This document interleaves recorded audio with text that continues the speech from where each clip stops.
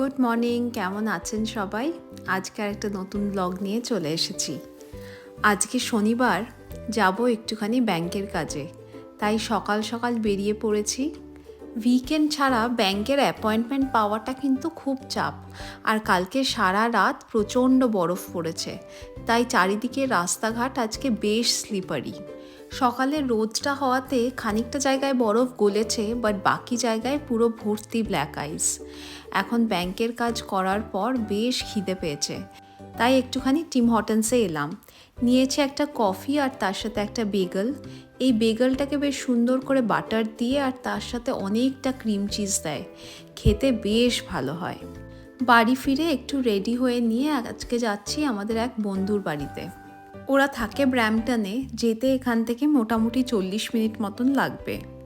তাই ভাবলাম যাওয়ার পথে এখানে একটা বেশ ভালো বাঙালি